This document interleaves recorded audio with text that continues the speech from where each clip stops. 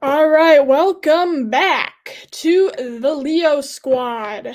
I am Mackenzie, your co-host, and Tess will be on shortly. She's just doing some stuff. But yeah, welcome back, everybody. Hope you are enjoying today. So today we're going to do part 2 as a live stream, and all of our videos are going to be more than likely a live stream just because it's easier on us, and you guys can comment and talk with us and everything. So thought we'd give it a try for once. So we are using StreamYard. Credit to them, thank you. So this is what we're using. So part 2 is still about jails and prisons and other stuff. So hey Tess. Hello. There you go. There she is. Sorry I'm late. That's okay. Where were we left off at? So, hang on. I'm gonna type you something, okay? Okay. I have a private chat thing, so I can type to you. Okay.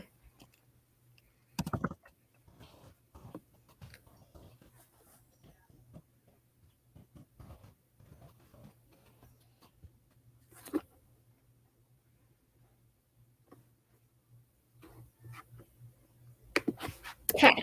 All right. So let's continue talking about jails and prisons. So I already kind of did our little intro thing. So we're gonna be talking about we already talked about the basics of booking. We're gonna be talking about jail classification and jail housing units. But before we get into today's video, I want to say, please subscribe, please like and comment. And if you want topics covered that we may not cover, let us know in the comment section. We'll answer you guys. Yes. Please. So yeah, please let us know. So Tess, you want to start us off? So yeah, when a person is brought into a jail and they have no bond out for after 24 hours, they'll need a place for them to house in a housing unit. That's like when the inmates come in and they're in like holding cells or whatever. I can show pictures. Right? Yes, that's correct. Okay. And then they wait till the classification process has started.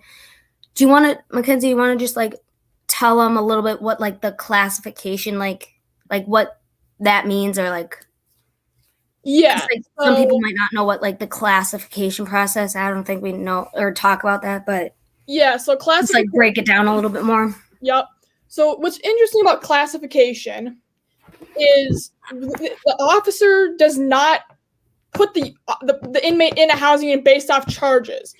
You put the inmate. Sorry, I'm not a worker, but okay. They put the inmates in based off of their behavior in the jail. If they're being compliant with officers, if they're not, causing fights or whatever stuff, that's how they get placed in different units. And if they're mentally capable of being in there. So if they're suicidal, they go right to psych. Yeah. There's so many documentaries on what psych wards are, like where they are. Am I correct, Mackenzie? There are some in jails? Yes. We'll get into that later, but yes, there is. Okay, just wanted to clarify that. Yeah, you're good. Also, like, officers will have a bunch of questions. Like, some of the questions are, is like, have you ever committed a crime, or would be like one of the question that people would ask, or an officer would ask an inmate? If they've been to that jail before, you see, so they know their history in that facility and they know how the facility works. If they're suicidal, if they want to cause a fight, and it also can determine how they came in from the squad car into the jail. If they were compliant, like walking in, or if they were making the officers drag them out to the car or whatever. Could it also be like if they've been transferred to a different jail or whatever? Yes, yep. Like transfer some, I don't know what it's called, but yeah. Is there like do they like get paperwork or whatever from a different jail that they're in, or like they get information on? Yep. And am I correct that like people can't like, or like you can't like have, or I think I've seen this in like different like YouTube videos or documentaries, like if somebody likes another person in jail, they'll like separate them or whatever. Like no matter what. Yep. Like you can't like touch each other in jail, right? I mean, it's like you're a fight, but like you can't like romantically touch anybody. No. If like you, let's say you get arrested with your boyfriend or girlfriend, they automatically separate you. The beginning you're put into custody. They separate you in separate squad cars, and you go to the jail separately at separate times, so you don't see each other at all. And yeah. I think, isn't that just for like safety purposes? Or yeah, that's so they can't do stuff in the cars. They can't, you get this. And they have to know the history, gang, what charges they were brought in for, mental, suicidal. An officer can ask a question. These questions can be placed for an inmate once they are in the jail. Mackenzie? Yep. So once a classification officer has the correct answers to the questions, it's time to place an inmate into a housing unit. In most jails, most units in a jail consist of a minimum security, aka general population, you've probably heard of that, medium security, maximum security, and disciplinary segregation, as well as the medical and the psych ward or mental health unit. Inmates we'll go there and we'll get into more of that. You want to talk about minimum security tests? Okay, so minimum security is also known as general population, or GP. That's like the lowest security in a county jail. These inmates have lots of freedom within the facility. These inmates can move around from housing unit to do activities interact with other inmates. Mac, do you want to talk about how inmates are determined and where they are placed in the general population? Yeah, so remember earlier when we were talking about jail classification, that is the one step to how an inmate gets in the general population. Now, the classification officer does not classify inmates based off of charge like I just said. They classify them based off of the inmate's behavior in the jail during their stay. So inmates charged with a higher crime, like murder, could be mixed in with a DWI suspect. Honestly, they could. Which is a lower crime. Tess, you want to talk about maximum security and disciplinary segregation? Yes. So maximum security is the highest level of the security in jail. So like that's where like all the like people that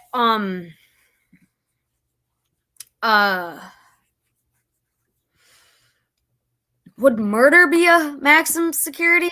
Let's say they murder a cop, then yes, they're going to maximum security. Yeah. So if they murder another person, then they don't they'll get mixed in with general population if they're able to fit in. Yeah. So it kind of depends on what their charge is. Also, inmates that are in maximum security, they do not leave their cell for any reason. So they don't get recreational time. Yep. They don't get they get food to their room. It's basically, in this day and age, it's like if you were quarantined in your room and you could not leave for a long period of time. I wonder who that is, Tess. No, I'm just kidding. Yeah, so like you cannot like leave your house. Like you are on, like if you were literally like on house arrest, you would not be able to leave your room if you were in maximum security. Yes. Your food is delivered to your room. You cannot go to the bathroom. Your bathroom's in your room. So it's just like you're quarantined. It's like getting COVID. Basically like 2020 and 2021 right now. Oh, it's crazy. Because COVID is a thing. And we will get more into COVID in jails later, right after we talk about what we're talking about now. All right. So, yeah. Inmates are fully searched. They have leg cuffs, leg irons, and 2 correction officers will walk with them at all time. When an inmate is placed in maximum security, as well as they need to, or they are a threat to themselves, another inmate, or even staff, an inmate also could be placed in maximum security. Segregation is if they're causing a problem in general population and or not following the rules of the facility. They will be placed in maximum security. Mackenzie, you want to talk about the medication unit and the psych? Yes. So the next unit we're going to talk about is the medical unit / psych unit. So let's say an inmate comes into booking and says, this is a COVID situation. Okay, I couldn't think of anything else, so I'm going to put a COVID situation in, okay? So the inmate comes in, they're like, oh, I don't feel good. I have these symptoms. Whoop, you're going right to the medical wing because you got COVID. Yeah, sorry, we had to throw something in COVID because that's just the world we live in right now, and we couldn't think of anything else to like throw in because yeah, it'd be weird if like we say, oh, you have a stomach ache. Oh, well, now they're gonna narrow that all down to COVID related. Yeah, right. So they come into booking, they say they don't feel well. The staff will then place that inmate in a medical cell because we don't know during these times and days, COVID is a serious thing, and the staff will give that inmate a COVID test. And if the inmate that inmate will remain in quarantine until they have a negative test. So until they get negatively tested, they are in that cell for a long time. Yeah, and also like COVID has affected lots of jails and prisons through this year. I don't know, like it's just a strange time. Yep.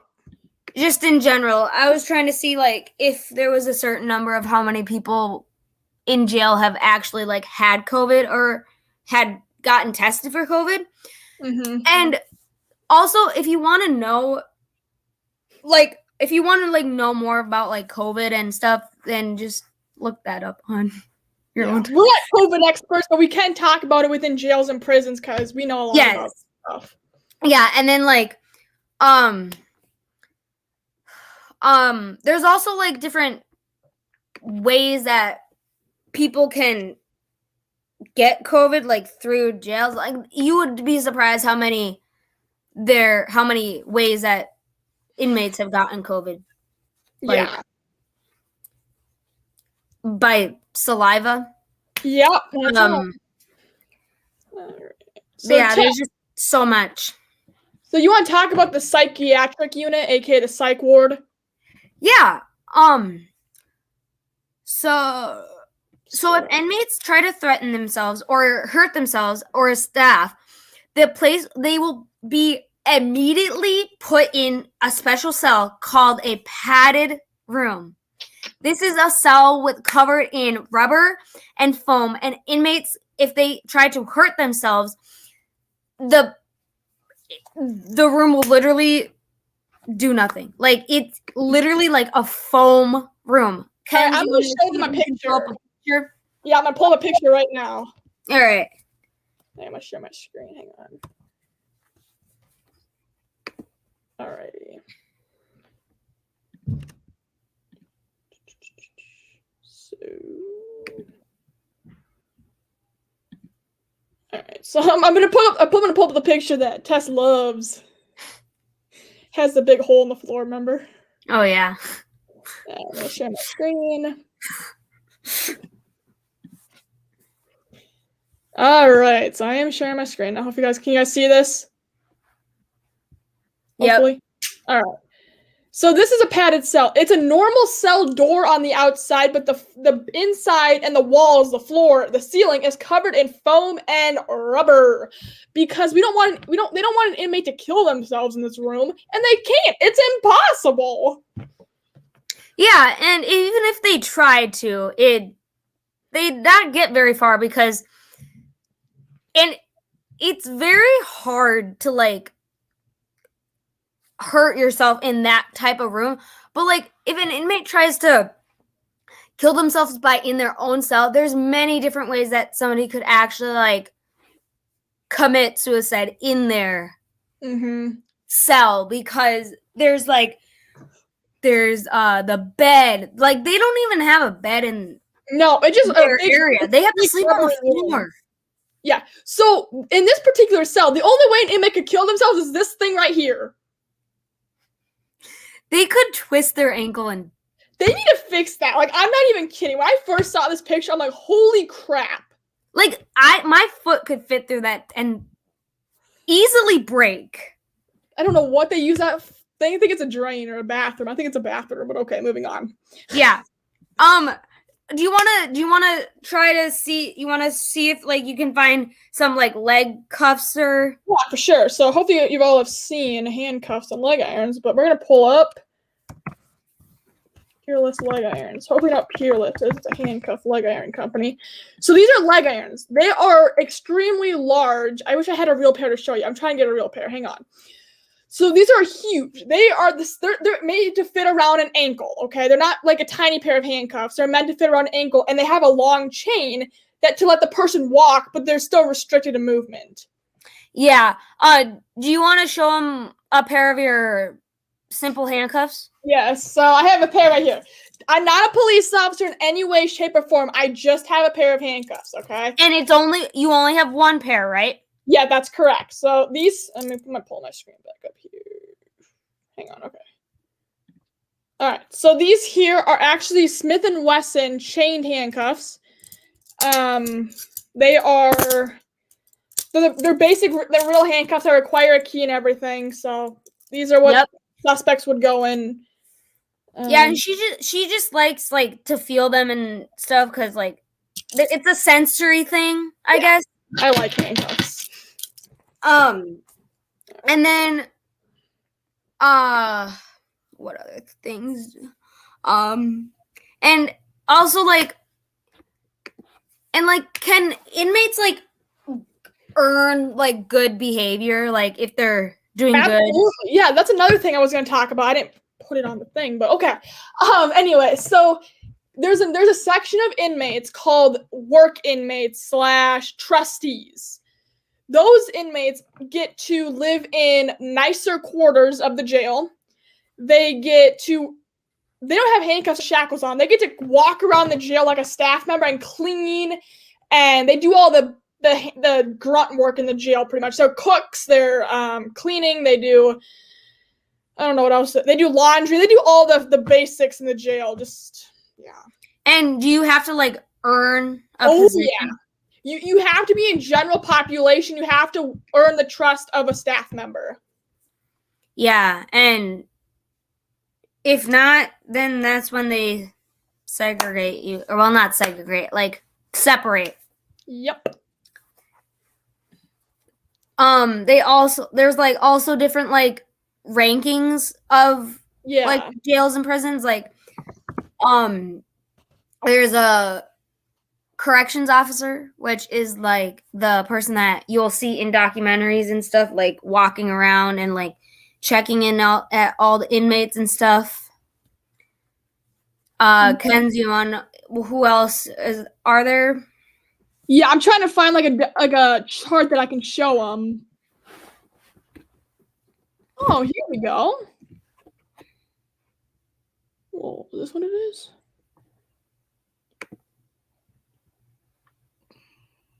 All right, so I'm gonna show you this. This may not make the most sense, but this is for Montgomery, Tennessee. I can't find one in Minnesota at the moment, but let's go ahead and share it here.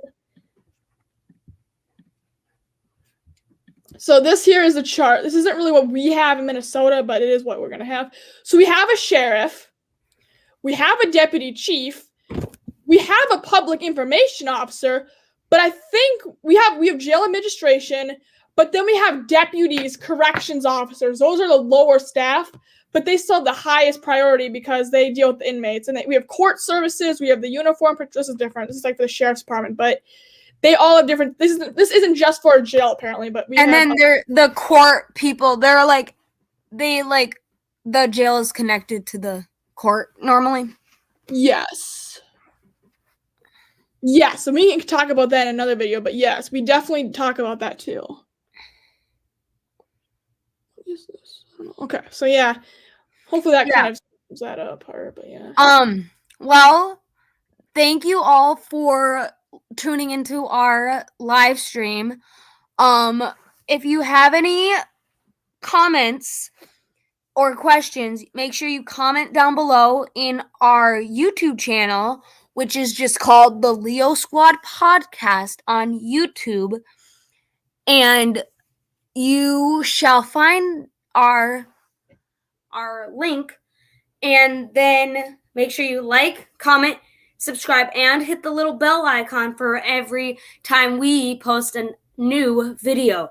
Yeah. Remember, we are posting every Sundays, and we were going to post every Wednesday, but we forgot last Wednesday. So we're going to post tonight, and we will recap on Sunday when we post again, and then we should be in our same rhythm, post every Sunday and Wednesday. Hopefully, yes. Definitely. Hopefully we don't get mixed up again, because that was a little bit of a fiasco, because Sunday we were supposed to post, but we never did. So yeah. Sundays and Wednesdays.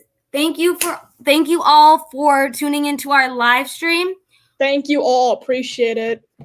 We will see you later when we post another video.